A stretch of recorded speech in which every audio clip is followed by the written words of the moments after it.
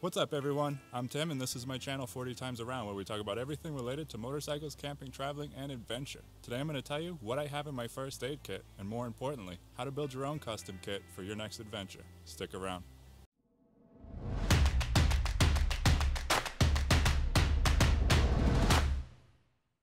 Okay, quick disclaimer, I am not a medical professional and you should definitely get training on this topic. There are lots of great first aid and medical emergency training classes you can take, so I highly recommend that you get the medical training on the skills related to the type of riding you're doing, basically your risk factors.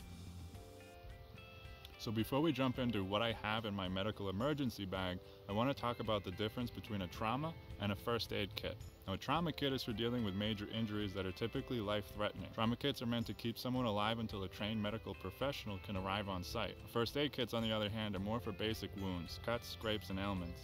In other words, not life-threatening issues. Mine is a hybrid of the two options, falling somewhere in the middle, maybe a little closer to a first aid kit.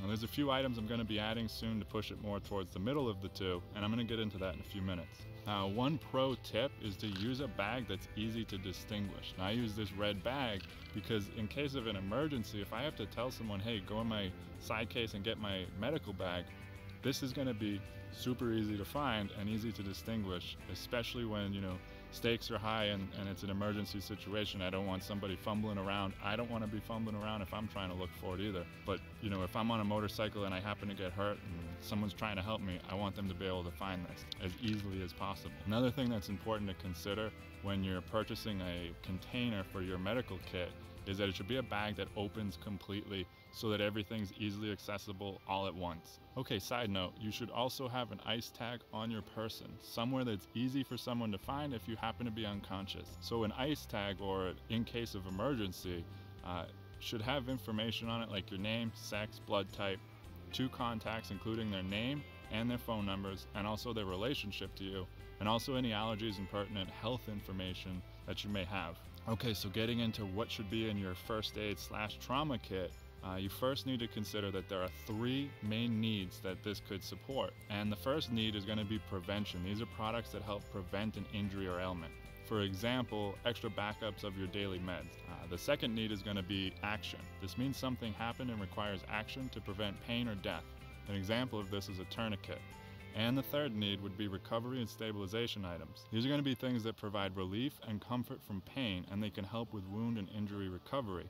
An example of this is Neosporin or triple antibiotic ointment. Now, these 3 needs are going to make up more of the difference between a first aid and trauma kit. And so basically, trauma kits are mostly action items. They're meant for life saving, so you will usually find things like tourniquets, hemostatic agents, which are good for blood clotting, stopping bleeding, things like that, and also things like nasopharyngeal airways. Trauma kits typically don't contain any prevention or recovery products, and they're usually smaller and more expensive than a first aid kit because there are more expensive items inside, and they also require more specialized training to use.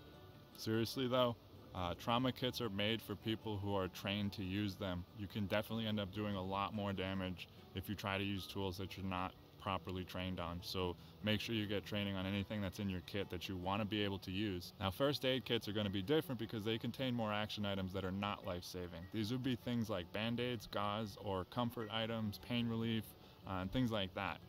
They are meant for everyday cuts and scrapes, like I said, and I meant more for damage control of small issues. In other words, not letting small things become big things because of neglect or infection. Now, there will usually be recovery items as well, typically things like Neosporin for cuts, ibuprofen for pain.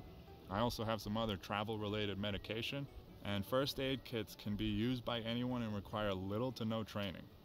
So one thing I do is I'll actually buy one of these pre-built kits from Walmart. They're pretty cheap. They'll be filled with a lot of small or individual use packets of medication, which is great for restocking my first aid kit. It's important to remember that a lot of these items have expiration dates, so make sure you replace them every few years. Now, these pre-built kits will also give you a good idea of where to start if you're just working from scratch here. So I highly recommend though that you add to the kit if you're buying pre-built, and make sure it has the items that are suited to what you're doing and the level of risk that you're taking. There are also motorcycle specific kits and other adventure survival related kits, but just make sure everything you need is included in your kit. for your particular situation. Okay, so let's talk about some of the essentials for an emergency medical kit and what they're used for. First up is going to be a tourniquet, which is used to stop bleeding by cutting off circulation. Now this is not necessarily in your kit because whatever you're using as a tourniquet can be used as something else first. Could be a belt or a rock strap or some kind of luggage strap, something like that. This next item I am not currently carrying, but I am planning to add to my setup once I can get proper training on it. And this is a nasopharyngeal airway, or an NPA for short. Basically, if someone loses consciousness, their tongue can actually block their airway and cause them to basically suffocate because they can't breathe. And this can make a bad situation much worse and can result in death. Now, an NPA will help the person breathe by keeping the airway open. It's basically a plastic tube, kind of like a straw, but it's curved.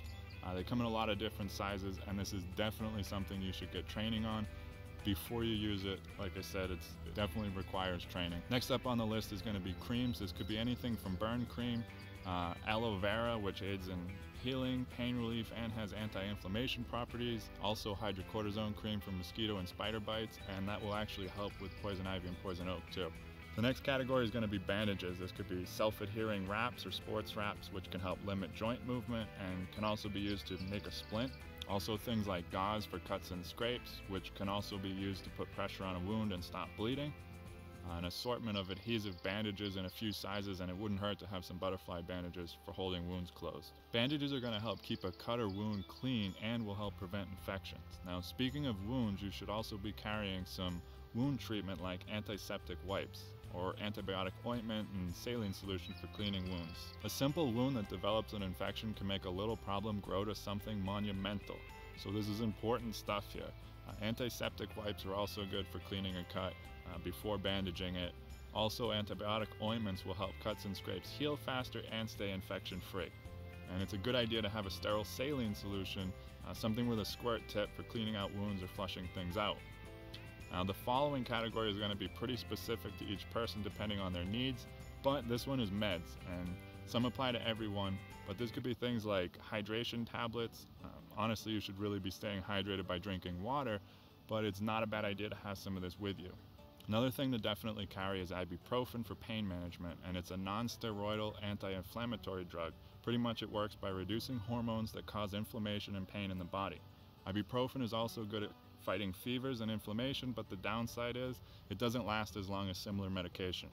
Naproxen, also known as Aleve, works well for treating mild to moderate pain or inflammation and lasts longer. Now, specific to your needs, you should have allergy relief pills. Definitely take some general anti-allergy medicine and anything else that's relevant to your needs. You may even want to consider taking an epinephrine pen if that's something you might need. Also, if you're traveling, then some anti-diarrhea tablets, antacid, antihistamine like a Benadryl or Claritin, electrolyte pills, some cold medication, things like that. I've definitely run into issues traveling where I get a cold or I get some stomach issues because I'm just not eating right, so it's a good idea to have those things in your first aid kit. Another thing to take that's actually good for a lot of reasons is Vaseline, and this can be used for things like lip guard. It can cover burns, it can prevent infection, it can prevent chafing, and actually I use it because out in the desert it's super hot and dry out here in the summer. I'll actually get bloody noses if my nose gets too dried out, so I can use it to just kind of take a Q-tip and moisturize the inside of my nose, and it's a total lifesaver if you're out here in this environment. So there's some actual tools you should be carrying too. This is the next category, and these are going to be things like shears, tweezers, a knife, rubber gloves, hand sanitizer that's at least 60% alcohol. And you should also have some kind of first aid booklet or cheat sheet, something like an ASM pack card, and also it's a good idea to have some Ziploc bags to dispose of any waste. Something I don't currently have but I need to get is a splint. Now typically these can be fashioned on the spot and they are for supporting broken bones, so the size needed could vary pretty widely, and I always thought it was best to make one for the application needed when needed, but lately I've been wanting to add a SAM splint to my gear. SAM splints are made of a thin aluminum alloy between two layers of a cushy closed cell foam, and they come in a lot of different sizes, anywhere from their 36-inch by 4.5-inch or even down to a finger splint. SAM splints can be cut with scissors and bent into all kinds of shapes, so it can really splint just about any bone on the body. And for the really big bones, you may need to get creative, use a tire iron or something like that. And that's about it, guys. That's what's in my medical emergency bag. Hopefully this gave you guys some ideas on what to pack in yours. Now these are really important. I actually try to carry this kit with me as often as possible. Definitely on any big trips or anytime I'm off-roading, way out on my own where I'm left to my own devices. I always try to have this kit with me. So I hope you guys got something out of this video. If you did, make sure you hit the like button. Don't forget to subscribe if you guys want to see more videos about motorcycles, camping, traveling, and adventure. Don't forget to hit the little bell. That way you guys get notifications whenever I post something new. Also, a huge shout out to my patrons for being a part of the team. Consider supporting 40 Times Around on patreon.com. Link below. Thanks for watching. See you next time.